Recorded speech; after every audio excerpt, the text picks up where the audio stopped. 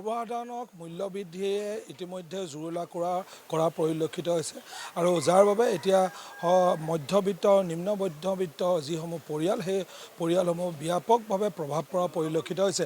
মই কেইজনমান ব্যক্তি আছে তেওঁলোকৰ লগতো কথা পাতিম, এখন বিপণীৰ স্বত্বাধিকাৰী আছে তেওঁলোকৰ লগতো কথা পাতিম, এজন গ্ৰাহক আছে বজাৰ কৰিবলৈ পুৱাৰ ভাগতে ওলাই আহিল।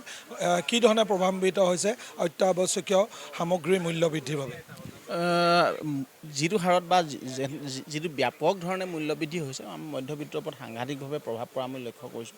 প্ৰত্যেকটো অকল বোলে এটা আমাৰ খাদ্যবস্তুৰ ওপৰতে মূল্যবৃদ্ধি এইটো হৈছে এনেকুৱা নহয়, তেলৰ পৰা জীৱনদায়িনী ঔষধৰ পৰা সকলোতে ব্যাপক মূল্যবৃদ্ধি। আৰু আমি লক্ষ্য কৰিছোঁ এই মানে চৰকাৰখন অহাৰ পাছত ইয়াৰ দ্ৰুতগতিত মূল্যবৃদ্ধিটো আমি লক্ষ্য কৰিছোঁ। এইটো চৰকাৰে এটা পদক্ষেপ লওক, যোগান বিভাগে এটা পদক্ষেপ লওক, নহ'লে কিন্তু অনাগত সময়ত আমাৰ মানুহৰ মধ্যবিত্তৰ অৱস্থা কিন্তু একদম পয়া লগা ধৰণে হ'ব। এয়া আচলতে সাধাৰণ মানুহৰ পৰা আমি মন্তব্য ল'ব চেষ্টা কৰিছিলোঁ। আন এজন ককাইদেউ আছে, মই তেওঁৰ ওচৰলৈ যাবলৈ চেষ্টা কৰিম। দাদা, মূল্যবৃদ্ধিৰ বাবে কি ধৰণে প্ৰভাৱিত হৈছে আপোনালোক বা বজাৰৰ তালিকাখন যি ধৰণে ঘৰৰ পৰা ভাবি আহে, পকেটত পইচা লৈ আহে, সেই বস্তুবিলাকে আতিছেনে নাতিছে?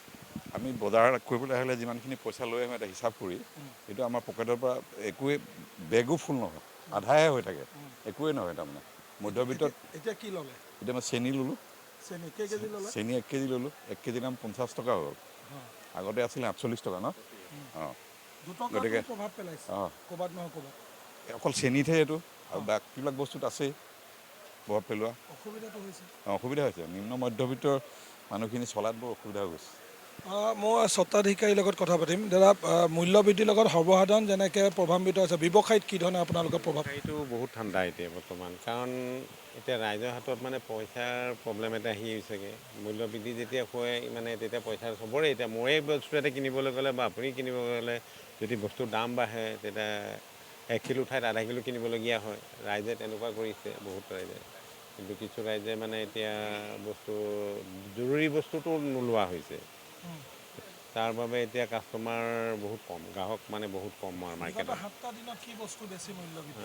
বেছি মূল্যবৃদ্ধি মানে বিগত 7টা দিনত মিঠাতেলটো বাঢ়িলে 4-5 টকা বাঢ়িলে। মিঠাতেলটো বাঢ়িলে 4-5 টকা, বাকী 2-এটা বস্তুত মানে 2 টকা চেনিত বাঢ়িলে, বাকী তেনেকুৱা বৰ বিশেষ একো হোৱা নাই। কিন্তু আলু পিঁয়াজটো বাঢ়িছে বুলি শুনিছোঁ, কিন্তু মই আলু পিঁয়াজ নিবিকোঁ। নিবিকোঁ মই, কিন্তু আলু পিঁয়াজটো বাঢ়িছে বুলি শুনিছোঁ। আগতে মানে পিঁয়াজ আছিলে 30 টকা আছিলে, এতিয়া 40 টকা বিকিছে নেকি। মানে সেইটো মই নাজানো, কিন্তু মই নিবিকোঁ আলু পিঁয়াজ। আৰু আলু বাঢ়িছে, আলু এতিয়া 20 টকা হ'লগৈ, 35-15 টকা ঠাইত। কিন্তু শুনিছোঁ আৰু দেই, কাৰণ ময়ো কিনোতো, ঘৰৰ কাৰণে কিনিবলগীয়া হয় যিয়ে নহওক। কিন্তু এতিয়া মানে আমি ব্যৱসায় মানে বহুত প্ৰভাৱ পৰিছে। মানে গ্ৰাহক আপুনি ইমান দেৰি আছে, এজন কাষ্টমাৰে পালে, তেনেকুৱা গ্ৰাহকেই নাই আজিকালি। এতিয়া গ্ৰাহক 2-এজন হ'ব লাগে এই সময়ছোৱাত, কাৰণ ৰাতিপুৱা সময়ছোৱাত 2-এটা গ্ৰাহক হ'ব লাগে, কিন্তু এই সময়ছোৱাতে গ্ৰাহক নাই। বজাৰলৈ ভয় আছে, হাতত পইচাৰ কথা আছে। বজাৰলৈ গ'লেই মানে এতিয়া মানে পইচাৰ কাৰণ প্ৰব্লেম হৈ যায় ন, কাৰণ মূল্যবৃদ্ধি যেতিয়া হৈছে, বস্তু চব দাম বাঢ়িছে, যেতিয়া মানুহে বজাৰ কৰিবলৈ অকণমান কষ্ট হয়তো।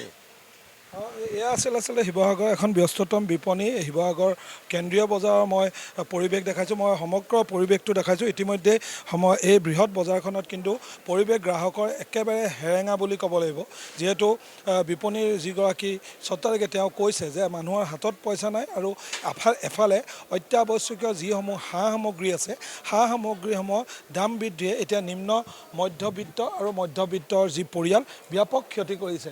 ইয়াত ইতিমধ্যে যি ধৰণে যোগান বিভাগে ক্ৰাইটেৰিয়া দিছিলে, গাইডলাইন দিছিলে, বিপণীখনৰ স্বত্বাধিকাৰী সকলোবোৰ বস্তুৰ আচলতে দাম ফলকত আঁৰি ৰখা পৰিলক্ষিত হৈছে। প্ৰত্যেকটো বস্তুতে আচলতে 2 টকা, 3 টকা, 5 টকা পৰ্যন্ত বৃদ্ধি পাইছে। কিন্তু এই 2 বা 3 টকাৰ বৃদ্ধিটোৱে ব্যাপকভাৱে প্ৰভাৱিত কৰিছে যি মধ্যবিত্ত পৰিয়াল আছে, যি নিম্ন মধ্যবিত্ত পৰিয়াল আছে, বা সমাজৰ প্ৰতিটো ক্ষেত্ৰৰ যিসমূহ জনসাধাৰণ আছে, এই মূল্যবৃদ্ধিয়ে ব্যাপক ক্ষতি কৰা পৰিলক্ষিত হৈছে, প্ৰভাৱিত কৰা পৰিলক্ষিত হৈছে। এতিয়া লক্ষণীয় হ'ব ডক্টৰ হিমন্ত বিশ্ব শৰ্মা নেতৃত্বাধীন যিখন চৰকাৰ, সেই চৰকাৰখনে এই মূল্যবৃদ্ধি ৰোধৰ বাবে কি নতুন কৌশল উদ্ভাৱন কৰে।